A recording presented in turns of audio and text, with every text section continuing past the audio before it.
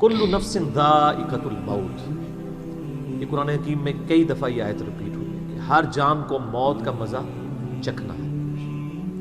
اور یہ بات بالکل طے ہے کہ ہر شخص کی موت کی جگہ، ٹائم،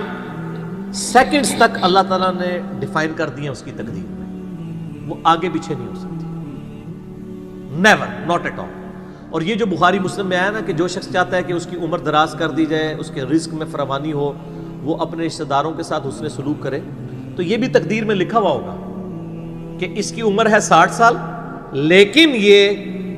اپنے رشتہ داروں کے ساتھ حسن سلوک کرے گا، اللہ تعالیٰ اس کی عمر 70 سال کر دے گا۔ تو یہ اللہ تعالیٰ کے یعنی فیصلے ہیں۔ قرآن حکیم بالکل واضح ہے، سورہ آل عمران میں آتا ہے کہ جب غزوہ احد کے موقع کے اوپر منافقین نے کہا نا کہ ہم نے اپنے بھائیوں کو منع کیا تھا کہ احد کے میدان میں نہ جاؤ ورنہ قتل ہو جاؤ گے، تو اللہ تعالیٰ نے فرمایا اگر ان کی موت کا وقت آ چکا ہوتا یہ خود کھنچے چلے جاتے اپنی مقتل گاہوں کی طرف، یہ اپنے آپ کو روک بھی نہ پاتے۔ سورہ لقمان کے بالکل اینڈ میں آتا ہے نا کہ 5 علوم اللہ تعالیٰ کے ساتھ خاص ہیں، ان میں ایک ہے کہ کوئی جان نہیں جانتی کہ اس کو کس زمین میں موت آئے گی، ہاں اللہ تعالیٰ وحی کے ذریعے بتا دے۔ جیسے مسلم شریف میں حدیث ہے، نبی صلی اللہ علیہ وآلہ وسلم نے غزوہ بدر سے ایک دن پہلے زمین پہ لکیریں کھینچ دی تھی بدر کے میدان میں، یہاں کل ابو جہل کی لاش ہوگی، یہاں عتبہ کی ہوگی، یہاں امیہ ابن خلف کی ہوگی۔ یہ اللہ تعالیٰ نے آپ کو وحی کے ذریعے بتایا تھا، اللہ تعالیٰ بتا سکتا ہے اپنے پیغمبر کو، نہیں ہے۔ موت انسان کی زندگی کی حفاظت کرتی ہے سر، میری سب سے بڑی محافظ میری موت ہے۔ اگر میری موت لکھی ہوئی ہے نا 2050 کے اندر، پوری دنیا مل کے بھی مجھے 2049 میں بھی نہیں مار سکتی، آج 2018 میں تو تصور بھی نہیں، اور اگر میری زندگی لکھی ہوئی ہے 2018 میں ختم ہونی تو کوئی اسے بڑھا نہیں سکتا۔ صرف پیغمبر کے بارے میں بخاری مسلم میں آتا ہے، عائشہ کہتی ہیں کہ نبی صلی اللہ علیہ وآلہ وسلم فرمایا تھا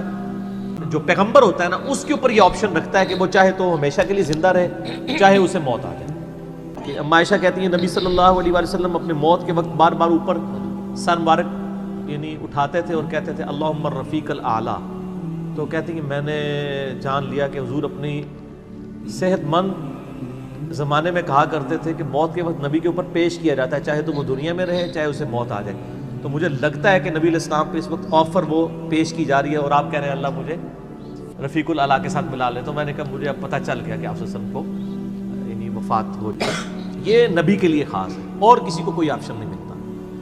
وہ بخاری مسلم میں موجود ہے نا حدیث، حضرت موسیٰ علیہ السلام کے پاس ملک الموت علیہ السلام حضرت موسیٰ علیہ السلام کے پاس گئے، انہوں نے آگے سے تھپڑ مار دیا، ان کی آنکھ نکل گئی، انسانی شکل میں آئے تھے، تو وہ اللہ تعالیٰ کے پاس شکایت لے کے گئے کہ تو مجھے اس شخص کے پاس بھیج رہا ہے کہ جو مرنا نہیں چاہتا۔ اللہ تعالیٰ نے فرمایا اس کو جا کے کہو کہ تم جو ہے وہ بیل کی پشت کے اوپر ہاتھ رکھو، تمہارے ہاتھ کے نیچے جتنے بال آ جائیں گے نا اتنے سال بھی زندگی تمہاری اور بڑھا دی جائے، سینکڑوں سال۔ تو حضرت موسیٰ نے کہا اس کے بعد ان کا اس کے بعد موت، کل نفس ذائقۃ الموت، موت تو سب کو آنی ہے، ایک ہی ہے جسے موت نہیں آنی، یا حی یا قیوم برحمتک استغیث، اے خود سے زندہ اور ہر چیز کو تھامنے والے، باقی وہ سب کو موت آنی ہے۔ تو انہوں نے کہا پھر بعد میں آنی ہے تو ابھی کیوں نہیں، ٹھیک ہے نا۔ اور پھر ایک وہ وقت بھی ہوگا جب اللہ تعالیٰ پوچھے گا لمن الملک اليوم، تو کوئی جواب دینے والا نہیں ہوگا، سب کو موت آ چکی ہوگی، سارے فرشتے، جنات، انسان، مخلوقات، اللہ خود ہی جواب دے گا للہ الواحد القہار، سورہ المومن میں آتا ہے آج کے دن اس واحد قہار کی حکومت ہے۔ پھر اللہ تعالیٰ پوچھے گا کہاں ہے آج وہ جابر حکمران، بڑے بڑے بادشاہ کدھر ہیں؟ تو موت اللہ تعالیٰ نے ڈیفائن کی، اور موت کیا آپ کو جو تکلیفیں پہنچتی ہیں سر وہ بھی ڈیفائن ہے قرآن میں، وَلَنَبْلُوَنَّكُمْ بِشَيْءٍ مِّنَ الْخَوْفِ وَالْجُوعِ وَالنَّقْصِ مِّنَ الْأَمْوَالِ وَالْأَنفُسِ وَالثَّمَرَاتِ، ہم ضرور تمہیں آزمائیں گے تھوڑے سے خوف سے، بھوک سے، جان اور مال میں نقصان سے، پھر چیک کریں گے کون ہے صبر کرنے والا، اور جو صبر کرنے والا ہے اذا اصابتهم مصیبۃ قالوا انا للہ وانا الیہ راجعون، تو پھر ان لوگوں کے ساتھ اللہ تعالیٰ ہوتا ہے جو کہتے ہیں ہم بھی اللہ کی طرف سے آئے تھے، اللہ کی طرف چلے جائیں گے، یہ تکلیف بھی آئی تھی الٹیمیٹلی تو چلی جائے گی نا،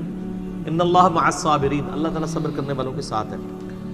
اس حوالے سے ایک آیت قرآن حکیم کی بڑی کریٹیکل ہے، مجھے ضمناً یاد آ گئی، سورہ الحدید کے اندر ہے، آیت نمبر 22-23، اعوذ باللہ من الشیطان الرجیم، ما اصاب من مصیبت فی الارض، کوئی مصیبت بھی زمین میں نہیں آتی، ولا فی انفسکم، اور نہ تمہاری جانوں میں. یعنی زمین پہ جتنے زلزلے آتے ہیں، طوفان آتے ہیں، سونامی آتے ہیں، قحط پڑتا ہے، یہ جتنے بھی عذاب آتے ہیں یا تکلیف آتی ہیں، اور نہ تمہاری جان میں. یعنی کسی کو کینسر ہوتا ہے، کسی کے گردے فیل ہوتے ہیں، کسی کی آنکھ ضائع جاتی ہے، کسی کے اوپر فالج کا اٹیک ہو جاتا ہے، کسی کو ہارٹ اٹیک ہوتا ہے. اللہ تعالیٰ فرماتا ہے یہ ساری تکلیف چاہے زمین پہ ہیں یا تمہاری جانوں پہ ہیں، الا فی کتاب من قبل ان نبرأها، وہ تو پہلے ہی ہم نے لوح محفوظ پہ لکھی ہوئی ہیں، اس سے پہلے کہ ہم ان کو بھیجے. ان ذالک علی اللہ یسیر، بے شک یہ اللہ کے لیے بہت آسان ہے. ٹینشن نہیں لینی کہ یار یہ کیسے ہو سکتا ہے کہ پہلے ہی پتا ہو اربوں انسانوں کے ساتھ اربوں واقعات، اور صرف انسان نہیں باقی مخلوقات کے ساتھ. اللہ فرماتا ہے میرے لیے تو آسان ہے، لیکن اس کی ریزن بتائیے کیوں ہے. لِكَيْ لَا تَأْسَوْا عَلَى مَا فَاتَكُمْ، یہ ہم نے اس لیے کیا تاکہ جو تم سے بات، جو نعمت تم سے چھن جائے تم اس کے اوپر افسوس نہ کرو. وَلَا تَفْرَحُوا بِمَا آتَاكُمْ، اور نہ تم شیخی بگاڑو جو تمہیں نعمت ملے اس کے اوپر. اچھائی ملے تو یہ نہ کہو بڑا میرا کمال ہے، وہ تقدیر میں تھی، ملنی تھی. اور اگر کوئی چیز چھن جائے تو افسوس نہ کرو. یہ آیت نمبر 22-23 بتا رہی ہے سورۃ الحدید کی کہ زمین و آسمان پہ جتنی بھی تکلیف انسانوں پر، جنات پر، جانوروں پر آتی ہیں وہ ڈیفائنڈ ہے، اور انہی تکلیف میں سے ایک بڑی تکلیف موت ہے، وہ بھی ڈیفائنڈ ہے، وہ کوئی ٹال نہیں سکتا. کوئی کسی کی موت کو ٹال نہیں سکتا، اور نہ کوئی کسی شخص کو موت دے سکتا ہے. تو اللہ پہ توکل کرے، اور جب تکلیف آ جائے انا للہ و انا الیہ راجعون. صحیح مسلم میں حدیث ہے، نبی صلی اللہ علیہ وآلہ وسلم نے فرمایا جو شخص تکلیف کے وقت فوراً پڑھ لے انا للہ و انا الیہ راجعون اللہم اجرنی فی مصیبتی واخلف لی خیرا منہا، اللہ تعالیٰ اس کو اس کا بہتر نعم البدل عطا فرما دے گا. تو باقی ہم تو دعائیں کر سکتے ہیں، باقی صبح شام کے اذکار ہیں، اللہ کی طرف رجوع لائیں، وہ اتنی چیزوں کی حفاظت کرنے والا ہے. باقی سب سے بڑی تو حفاظت یہ ہے جو سورہ غافر میں، سورہ المومن میں آیا کہ اصل میں کامیاب وہ ہوا جو دوزخ کی آگ سے بچا لیا.